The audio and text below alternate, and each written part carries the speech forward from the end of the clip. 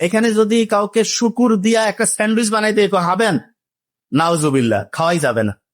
কিন্তু একজন চোর বাটপার কয়েক কোটি টাকা আমরা জানি 2 নাম্বারি গিরি করে চাঁদাবাজি করে টাকা এনে দিচ্ছে, আসসালামু আলাইকুম, চলবে। শোনেন, আপনি প্রোডাক্ট যেটা হালাল সেটা তো ভালো, কিন্তু তার চেয়ে গুরুত্বপূর্ণ দেখেন ইসলাম কি সায়েন্টিফিক। আল্লাহ কিন্তু বলছে যে তুমি যদি এমন অবস্থায় পড়ো জান বাঁচা ফরজ, সেই সময় তুমি হারাম মৃত জিনিসও খাইতে পারবা। কিন্তু দেখেন আল্লাহ কোন জায়গায় বলে নাই যে তুমি তোমার জান বাঁচার জন্য অন্যের হক মেরে, অন্যকে আক্রমণ করে, অন্যের কাছে চাঁদাবাজি করে, অন্যকে ঠকিয়ে, মিথ্যা বলে, মানুষের কোনোভাবে টাকা কায়দা কানুন করে টাকা নিয়া সেইটা দিয়ে কোনো হারাম হালাল খাবার খাও। এটা ইসলামের কোন জায়গায় কি আছে? কষ্ট লাগলো বলতে, আছে?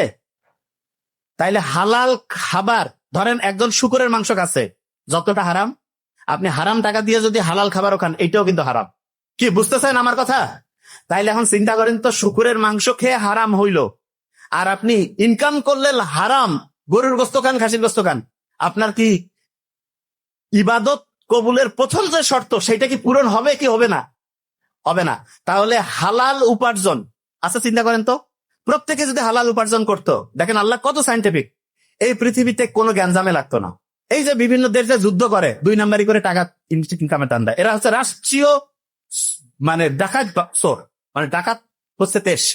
এরা যে বিভিন্ন দেশ আক্রমণ করে, কারণটা কি? ওই দেশের সম্পদটা হচ্ছে চাঁদাবাজি করে, মরে মরে যে চাঁদাবাজ, এদের ক্ষমতা এটুক, ওদের ইন্টারন্যাশনাল পাওয়ার বিভিন্ন দেশে যায়। দেখেন আপনি চিন্তা করেন, আমেরিকা, ইউরোপ, বিভিন্ন যে দেশ আছে, এরা বিভিন্ন দেশের যে জিনিস চুরি করে, ডাকাতি করে, তার মানে ওই দেশের যে সত্যিকারের যে অর্থনীতিটা, এইটা কি সৎভাবে ইনকামের নাকি চুরির টাকা, ডাকাতির টাকা, চুরির টাকা? তাইলে ওদের রাষ্ট্রীয় যে অর্থনীতিটা, এটা কি চোর ডাকাতের অর্থনীতি না ভালো লোকের?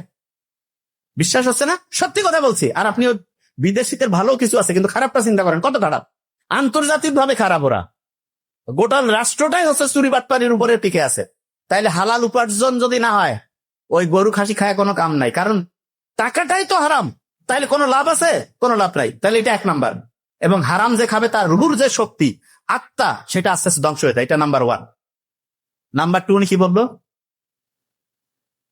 যেই কাজই করো অন্যের উপকারের জন্য কাজ করতে হবে। কিসের জন্য? অন্যের উপকার।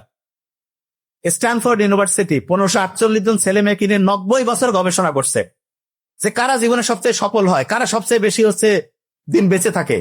গবেষণা রিপোর্ট যেটা দেখা গেল, মাত্র যারা 3টা কাজ করে, তার মধ্যে একটা কাজ কি? অন্যের উপকার যে করে, অন্যের উপকার যে করে, সে হচ্ছে জীবনে সফল হয়, সেই লোকটা জীবনে বেশি দিন ভালোভাবে সুস্থভাবে বেঁচে থাকে। তাহলে 3000 বছর আগে যেটা বলছে, আর স্ট্যানফোর্ড ইউনিভার্সিটির যে 90 বছরের 1548 জন ছেলে মেয়েকে নিয়ে গবেষণা, দিচ্ছে না? কোরআন, ইসলাম, মুহাম্মদ সাল্লাল্লাহু আলাইহি ওয়াসাল্লাম কি বলছে? অন্যের ক্ষতি করে নাকি? ইসলামের সবচেয়ে গুরুত্বপূর্ণ কাজ কি? অন্যের উপকার করা, হাসি মুখে কথা বলা, সদকা দেওয়ার সমান সওয়াব।